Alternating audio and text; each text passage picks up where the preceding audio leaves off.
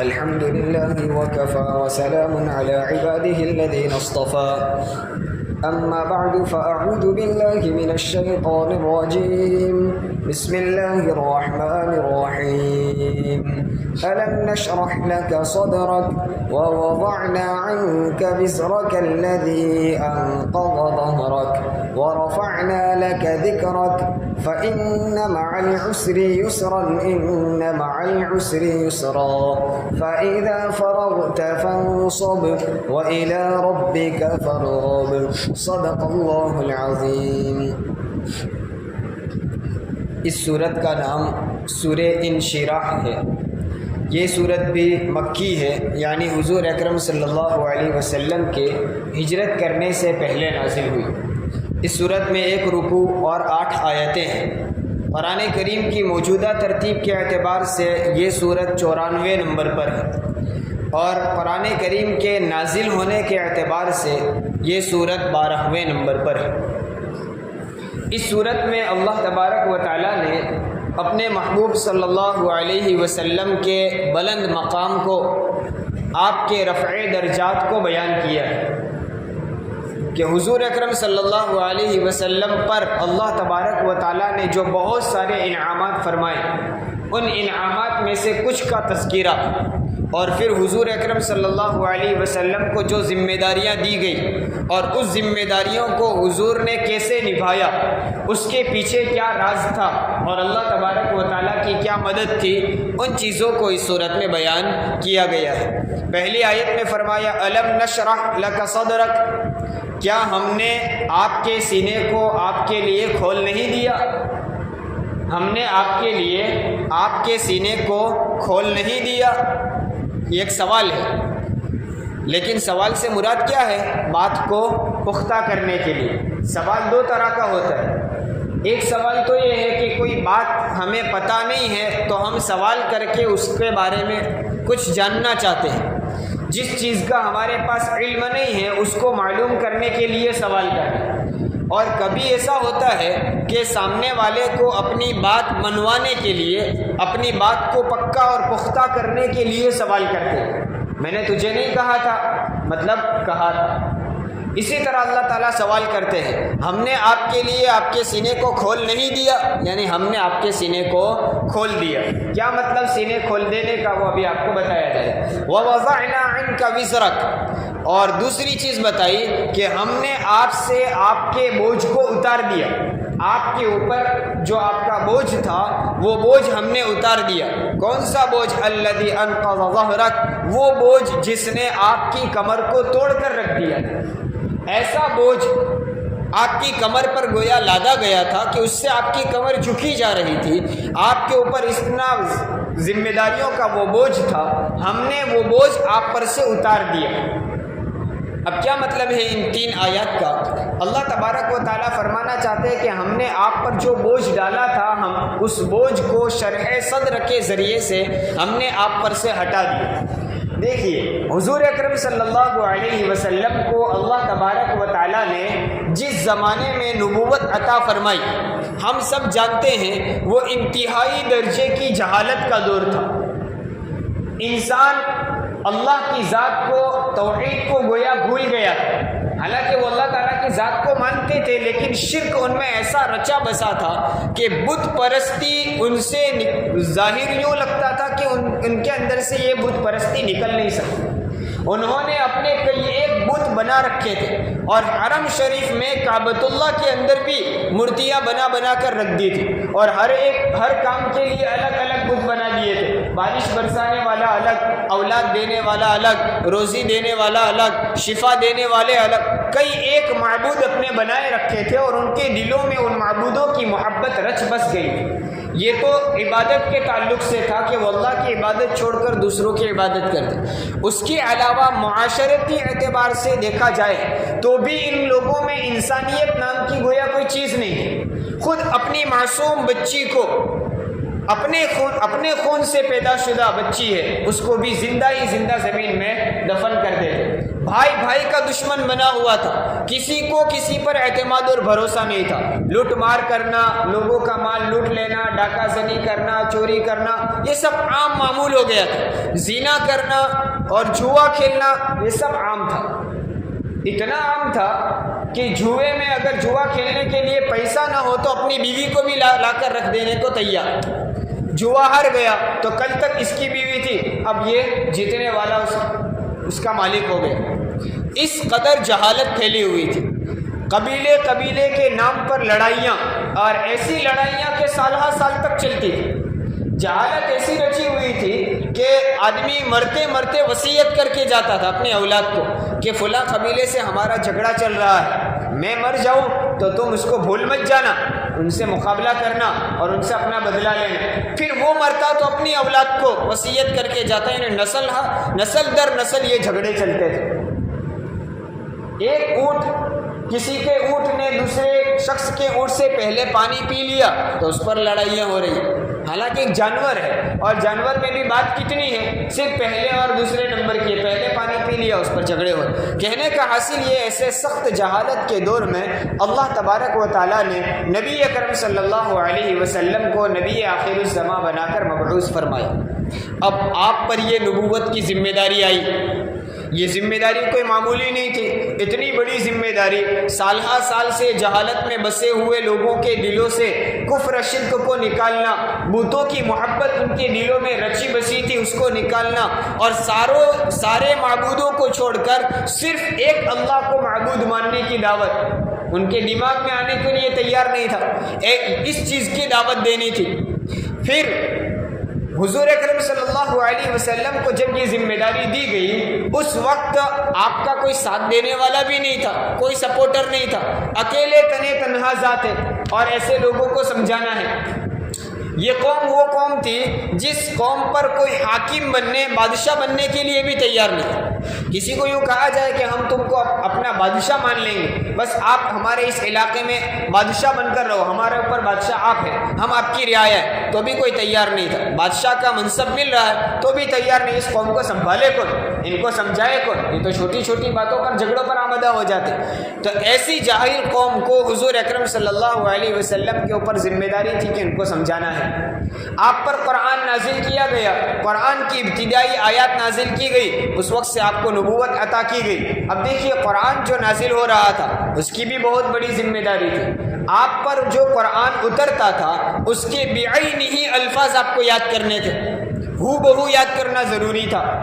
دیکھیے ایک تو ہے کسی بات کو صرف مفہوم یاد رکھ لیں، جیسا کہ ابھی آپ کو جو باتیں یہاں بتائی جا رہی ہیں آپ اس کو دھیان سے سنیں اور یاد رکھ لیں، اور گھر جا کر اپنی مستورات کو بتائیں تو وہ بتا سکتے ہیں آپ، لیکن کیا ہوگا جو باتیں یہاں بتائی گئی ہے ہو بہو وہی جملے وہی لفظ اور اسی ترتیب سے نہیں ہوگا، وہ پوری بات آپ بتا سکتے، آپ کیا میں خود بول رہا ہوں لیکن انہی باتوں کو میں گھر جا کر ہو بہو ان الفاظ میں نہیں بول سکتا، کیونکہ میں آپ کو صرف مفہوم سمجھا رہا ہوں، وہی مفہوم میں دوسروں کے سامنے سمجھا دوں گا، لیکن ہو بہو چونکہ رٹا ہوا نہیں ہے اس لیے نہیں ہوگا۔ اب قرآن نازل ہو رہا ہے تو قرآن اگرچہ حضور کو سمجھ میں آ بھی رہا ہو پھر بھی اس کا ہو بہو الفاظ کا یاد کرنا، جیسا اللہ نے نازل کیا بعینی ایسا اس طرح یاد کر کے امت کو سمجھانا، بتانا اور پہنچانا ہے۔ یہ بڑا مشکل کام تھا، ہم دیکھتے ہیں مدارس میں طلباء قرآن یاد کرتے ہیں، حافظ بنتے ہیں تو اس کے یاد کرنے کے پیچھے گھنٹوں صرف کرنے پڑتے ہیں، اور ایک دو دن کی بات نہیں ہے، دو دو تین تین ساڑھے 3 سال 4 سال لگ جاتے ہیں اس قرآن کو حفظ کرتے ہوئے، اتنا مشکل کام ہے۔ حالانکہ یہ حافظ بننے والے طالب علم کے سامنے قرآن لکھا ہوا موجود ہے، اس کو دیکھ کر پڑھنا ہے، اور اپنا وہ ساری چیزوں کو چھوڑ چھاڑ کر اس طالب علم پر نہ کاروبار کی ذمہ داری نہ گھر سنبھالنے کی ذمہ داری، کوئی ذمہ داری نہیں، ساری چیزوں سے آزاد کر کے صرف ایک ہی کام، اس کو صبح سے لے کر شام تک قرآن کا رٹنا، اور اس کے پاس لکھا ہوا موجود ہے، بھول جائے پھر سے اس کو دیکھے گا، ایک ایک آیت کو 10 20 20 50 مرتبہ پڑھتے ہیں تب جا کر وہ یاد ہوتا ہے۔ حضور اکرم صلی اللہ علیہ وسلم کے پاس تو جبرائیل آئے اور انہوں نے سنایا اور اسی وقت اس کو یاد کر لینا ہے، بہت بڑی ذمہ داری تھی۔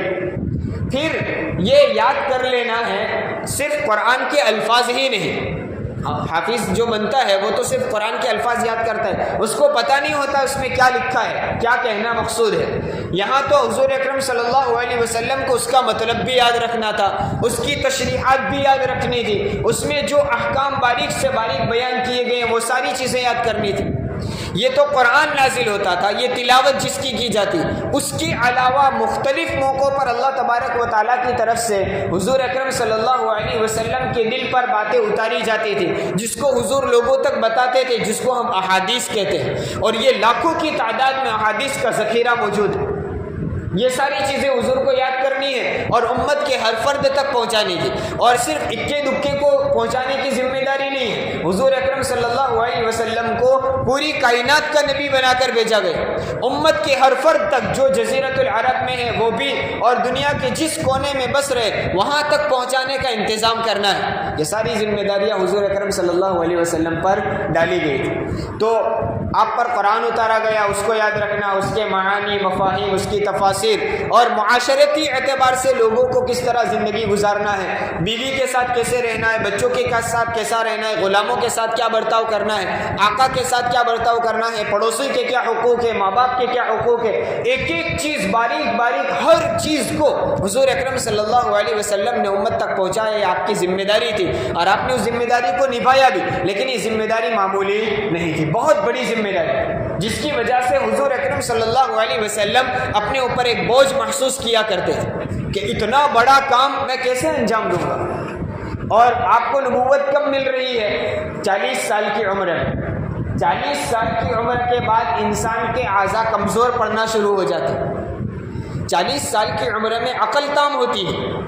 اب سمجھ بوجھ شعور پیدا ہوتا ہے، لیکن کام کرنے کی ہمت اتنی نہیں رہتی ہے جو جوانی کے علاوہ۔ اس لیے کیا کہتے ہیں، کام نوجوانوں کو کرنا ہے، اور رائے کس کی لینی ہے؟ بزرگوں کی۔ اپنے بڑوں کی رائے کے مطابق کام کرو۔ نوجوان کہے گا میری سمجھ میں آتا یہی ہونا چاہیے، لیکن اس کو آپ کہیں گے ابھی آپ کی عقل تام نہیں ہے، آپ کے جو بڑے کہہ رہے ہیں وہ صحیح ہے۔ تو نوجوان کیا کہتا ہے؟ کہتے تو وہ کر کے دکھائے، چلیے تم کہتے ہو یوں کرو تو کرو، تو کر کے دکھ۔ بھائی اس کے کرنے کا زمانہ نہیں ہے، وہ اپنی عمر کے اس مرحلے پر پہنچ گیا ہے کہ اس کے اعضاء جواب دے دے، وہ اب کر نہیں سکتا، لیکن اس کی عقل بتاتی ہے کیا کرنا ہے، تو کیا کرنا ہے وہ بتائیں گے اور کرنے کا کام انجام دیں گے نوجوان۔ اگر یہ بات سمجھ میں آ جائے تو ہمارے بہت سارے جھگڑے ختم ہو جائیں، مسجدوں میں، مدرسوں میں، خانقاہوں میں اور دینی شعبوں میں اور معاشرت، جگہ جگہ لوگ آ کر کیا کہتے ہیں، یوں کرنا ہے تو کرنا ہے، میں کہوں ایسا کیا جائے، بھائی ہر ایک کی بات پر، ہر ایک کی رائے پر عمل نہیں ہو سکتا۔ بہرحال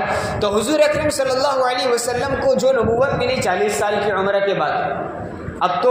عمر کا ایک خاص مرحلہ گزر چکا ہے، اب اس مرحلے میں آ کر ذمہ داری دی جا رہی ہے اور اتنی بڑی ذمہ داری کو نبھانا ہے۔ اسی وجہ سے پہلی وحی جب نازل ہوئی تو حضور اکرم صلی اللہ علیہ وسلم پر ایک کپکپی طاری ہو گئی، آپ کانپ رہے تھے، آپ کا جسم لرز رہا تھا۔ اب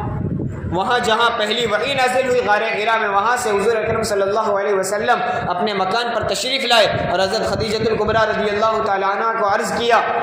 زملونی زملونی، مجھے چادر اوڑھا دو، چادر اوڑھا دو۔ آپ پر اتنی کپکپی طاری تھی، اتنی بڑی ذمہ داری کا بوجھ آپ پر تھا، تو اب اس کو کیسے کریں؟ تو اللہ تعالیٰ فرماتے ہیں ہم نے آپ کے سینے کو کھول دیا۔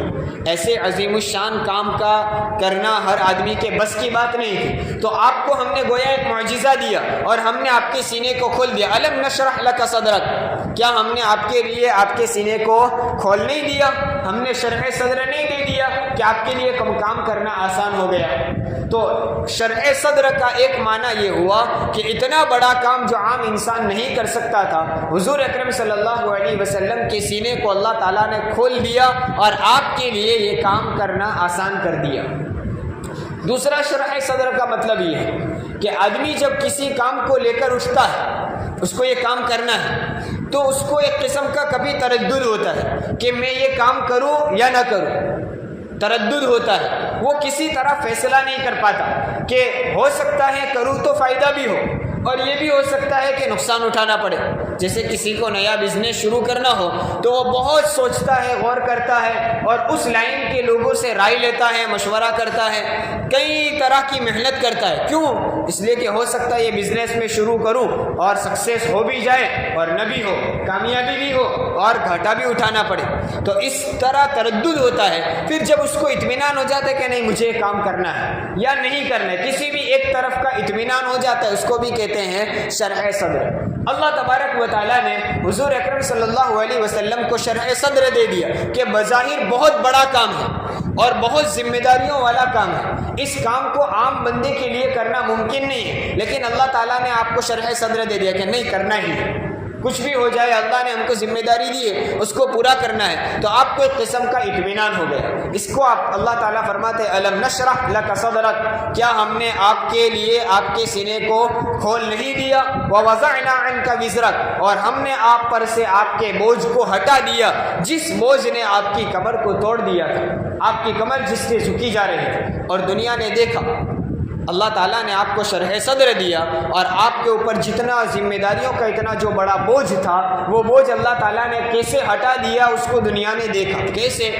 آپ کو نبوت مل رہی ہے 40 سال کی عمر میں، اور نبوت کے بعد سے لے کر آپ کے دنیا سے پردہ فرما جانے تک کا عرصہ یہ صرف 23 سال کا عرصہ ہے۔ 23 سال کوئی بہت لمبا وقت نہیں ہے۔ ان 23 سال میں بھی آپ کے 13 سال تو مکی زندگی ہے، یعنی 40 سال میں آپ کو مکہ میں نبوت ملی، نبوت ملنے کے بعد بھی 13 سال آپ مکہ ہی میں رہے، 10 سال مدینہ میں رہے۔ اب مکہ کی جو 13 سال ہے ان کو بھی دیکھے تو اس میں اسلام کو اتنا عروج نہیں ملا تھا۔ 13 سال مکہ کی زندگی ہے، ان میں سے 3 سال تو آپ کو خفیہ دعوت کی اجازت تھی، چھپ چھپ کر لوگوں کو اسلام کی دعوت دینا، کھل کر نہیں دینا۔ 3 سال تو وہ نکل گئے، اب مکی زندگی کے 10 سال رہ گئے۔ جب سے علانیہ دعوت دینا شروع کی اس کے بعد سے مکہ کی زندگی میں 10 سال ملے، اس میں بھی دشمنوں کی طرف سے، دشمنوں کیا خود اپنے لوگوں کی طرف سے، اپنے خاندان اور قبیلے کے لوگوں کی طرف سے بھی مخالفت، دشمنیاں، اور صرف حضور اکرم صلی اللہ علیہ وسلم پر نہیں، آپ پر جو ایمان لاتا اس پر بھی ظلم کے پہاڑ توڑے جا رہے۔ آدمی جب ایک مشن لے کر چلا ہو اور وہ سوچ رہے کہ چلیے کچھ بھی ہو جائے میں سب برداشت کر لوں گا، لیکن مجھے یہ کام کرنا ہے، لیکن اس کے ساتھ دینے کوئی آدمی اگر تیار ہوتا ہے، اس کے گروہ میں پارٹی میں کوئی داخل ہوتا ہے اور لوگ اس پر بھی ظلم اٹھائے تو بڑا مشکل ہوتا ہے کہ میں کرنے جا رہا ہوں چلیے میں برداشت کر لوں، لیکن میری پارٹی کے لوگوں کو ایسا ستایا جاتا ہے، یہ نکل جائیں گے چھٹ جائیں گے تو پھر کیا ہوگا؟ تو بڑا مشکل کام تھا۔ صحابہ کو اتنی تکلیفیں دی گئی اور اتنا ستایا گیا، یہاں تک کہ آپ صلی اللہ علیہ وسلم کو نعوذ باللہ قتل کرنے یعنی شہید کرنے کی بھی سازش بنا لی، اور اتنا مجبور ہو گئے کہ اپنے محبوب وطن کو بھی چھوڑنا پڑا۔ ایسے سخت اور سنگین حالات میں یہ مکہ کی زندگی تو گزر گئی۔ اب رہے کتنے سال؟ صرف مدینہ کی زندگی میں 10 سال۔ مدینہ آپ تشریف لے گئے، اس کے بعد آپ کو 10 سال ملے ہیں، اور ان 10 سالوں میں بھی چین سے بیٹھنے کا موقع نہیں ملا۔ مدینہ جانے کے بعد بھی مکہ والوں کی طرف سے پریشانیاں تھیں۔ سیرت پڑھیں گے تو اندازہ ہوگا کہ آپ کی زندگی کیسی گوناگو مصروفیات والی تھی۔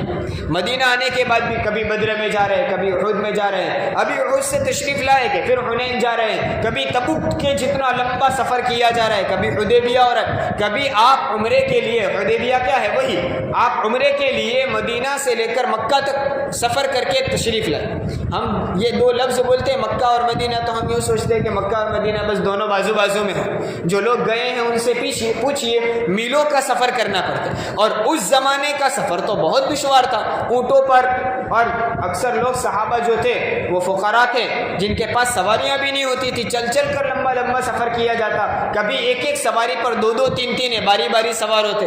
اس عالم کے سفر ہوا کرتے تھے۔ اس زمانے میں حضور کیا کر رہے ہیں؟ مدینہ سے مکہ تشریف لے جا رہے ہیں، کس کے لیے؟ عمرے کے لیے۔ اور مکہ کوئی پرایا شہر نہیں ہے، آپ کا وطن ہے، جائے پیدائش ہے، عزیز وطن ہے، اور وہاں کعبۃ اللہ حرم شریف ایک مقدس جگہ ہے، وہاں جانے کے لیے نکل رہے، لیکن مکہ کے بالکل قریب حدیبیہ میں جا کر پہنچتے مکہ والوں کی طرف سے نو انٹری ہو جاتی، آپ نہیں آ سکتے۔ سراسر ظلم، یعنی ایسا کوئی قاعدہ نہیں تھا کہ آپ نہیں آ سکتے ہیں، قاعدے کے بالکل خلاف، اور وہ ایام کون سے ایام ہیں؟ احترام والے مہینے ہیں، حرمت والے مہینے میں، جس میں جنگ نہیں کی جا سکتی، جن دنوں میں مکہ میں آنے سے کسی کو روکا نہیں جا سکتا، پھر بھی روکا، اتنا لمبا سفر کر کے پھر واپس آنا پڑ رہا ہے، پھر دوسرے سال آپ جا رہے ہیں، صرف 3 دن ٹھہرنے کی اجازت، خود اپنا وطن، اپنا گاؤں، اپنی جگہ، اور صرف 3 دن آپ یہاں رہ سکتے ہیں، عمرہ کر کے واپس آپ کو نکل جانا ہے۔ ایسا ستایا گیا، پریشان کیا۔ بہرحال دیکھیے، میں بتانا یہ چاہتا ہوں کہ مدینہ کی زندگی میں بھی مصروفیات کتنی، اس قدر اسفار ہو رہے ہیں، 100 سے زائد آپ کے سفر ہوئے، غزوات اور سرایا ہوئے، اس کے علاوہ اپنی بستی کے لوگوں کو سمجھانا، پھر اسی زمانے آپ نے عرب سے باہر عجم کے ملکوں کے مختلف لوگوں کے بادشاہوں تک آپ نے خطوط پہنچائے، اسلام کی دعوت پہنچائی۔ اس قدر ذمہ داریاں کتنے مختصر عرصے میں ہو رہی، اللہ تعالیٰ نے شرح صدر فرما دیا، اور آپ نے ان ذمہ داریوں کا احساس لیتے ہوئے جب ان ذمہ داریوں کو نبھایا تو دنیا نے دیکھا کہ اس مختصر سے عرصے میں 23 سال کے عرصے میں ایک ایسا عظیم الشان انقلاب پیدا ہوا کہ آپ آئے تھے، آپ کو نبوت ملی تب آپ اکیلے ہی تھے، ایک تنہا شخص تھا اسلام کی دعوت لے کر کھڑا ہوا۔ جب آپ جا رہے ہیں، آپ کا آخری حج ہو رہا ہے، تو لاکھوں کی تعداد میں حضور اکرم صلی اللہ علیہ وسلم کے ساتھ حج کرنے والے حجۃ الوداع میں موجود تھے۔ یہ ایک مختصر عرصے میں لاکھوں کا مجمع آپ کے ہاتھ پر اسلام قبول کرنے والا تیار ہو گیا۔ یہ کیسے ہوا؟ ایک طرف جہاں آپ کی کوڑن محنت تھی، دوسری طرف اللہ تعالیٰ کی طرف سے وہ شرح صدر آپ کو عطا کیا، آپ کے سینے کو کھول دیا گیا تھا، جس کی وجہ سے اتنا عظیم الشان کام ہوا۔ اور ایک آدمی آ کر 23 سال کی محنت کر کے چلا گیا، اور وہ چلا گیا، اس کو بھی 1400 سال سے زیادہ کا عرصہ گزر گیا، اور جو وہاں جہاں آیا تھا وہ بھی ہماری زمین سے میلوں دور ہے، کئی ہزار کلومیٹر دور ہے، وہاں آ کر وہ ایک نبی آ کر چلے گئے، لیکن ان کی محنت تھی اور اللہ کی طرف سے شرح صدر تھا کہ 1400 سال سے زیادہ عرصہ گزرنے کے بعد بھی اور ہزاروں میل دور بیٹھ کر بھی آج بھی ہم اس نبی کا کلمہ پڑھتے ہیں۔ یہ کوئی معمولی کام نہیں تھا، آنے والے تو بہت سارے آگے اور آ کر چلے گئے، ان کے جانے کے وقت چند دن لوگوں نے رونا رویا اور کچھ دن ان کے تذکرے ہوئے، صرف ختم ہو گئے۔ بڑے بڑے لوگ، بڑے نامور لوگ بھی آئے اور چلے گئے، لیکن ان کی باتیں سب ختم ہو گئی۔ آج تک حضور اکرم صلی اللہ علیہ وسلم کا لایا ہوا دین موجود ہے، اور صرف مکہ میں، صرف مدینہ میں، صرف جزیرۃ العرب میں نہیں ہے، دنیا کا کوئی ملک ایسا نہیں ہے جہاں اسلام نہ پہنچا۔ کتنے دن کی محنت تھی؟ صرف 23 سال، اور میں نے ابھی آپ کو بتا دیا 23 سال میں بھی کتنا وقت آپ کو کھل کر دعوت کا موقع ملا۔ 13 سال تو آپ کے مکہ کے گزر گئے، جس میں اسلام کو اتنا عروج بھی نہیں ملا تھا، آپ کھل کر دعوت بھی نہیں دے سکتے۔ ارے حرم شریف میں آ کر کھلے عام نماز پڑھنا بھی بڑا دشوار تھا، جمعہ کی نماز اجتماعیت کے ساتھ پڑھی نہیں جا سکتی۔ آپ ہجرت کر کے مدینہ تشریف لے جا رہے ہیں، راستے میں آپ نے پہلی مرتبہ جمعہ ادا کیا، اجازت ہی نہیں تھی اجتماعیت کے ساتھ نماز پڑھنے کی، ایسے ماحول میں گزرے، لیکن اللہ تعالیٰ نے آپ پر اتنا بڑا انعام کیا کہ اس مختصر عرصے میں آپ نے ایسا کام انجام دیا کہ لاکھوں کا مجمع اپنے ہاتھ پر تیار کیا، اور وہ ایسا تیار کیا کہ دنیا کے کونے کونے میں وہ پھیل گیا، اور دنیا کے کونے کونے تک اپنی دعوت کو انہوں نے پہنچا دیا۔ اسی کا نتیجہ ہے کہ اللہ تبارک و تعالیٰ نے ان کی محنتوں کے صدقے ہمیں بھی یہ ایمان عطا کیا۔ تو اللہ تعالیٰ نے ایسا کام ان پر کھولا اور انہوں نے یہ محنتیں کی، یہ ذمہ داری ہماری بھی ہے، اگلی نسلوں تک، موجودہ نسلوں تک بھی اور اگلی نسلوں تک اس دین کا پہنچانا ہماری بھی ذمہ داری ہے۔ اس لیے جن دینی شعبے میں، جو ان سے بھی دینی شعبے میں ہم کام کر رہے ہیں، ان کو اس صورت کا ورد کرنا چاہیے، الم نشرح لک صدرک، کیونکہ بہت بڑا کام ہے، ان کام کا کرنا ہمارے بس کی بات نہیں ہے۔ ہم اس صورت کا ورد کریں گے، یعنی پڑھتے رہیں گے، اللہ تعالیٰ ہمارے لیے بھی ان کاموں کے لیے ہمارا سینہ کھول دے گا۔ اللہ تبارک و تعالیٰ ان باتوں پر ہم سب کو عمل کرنے کی توفیق۔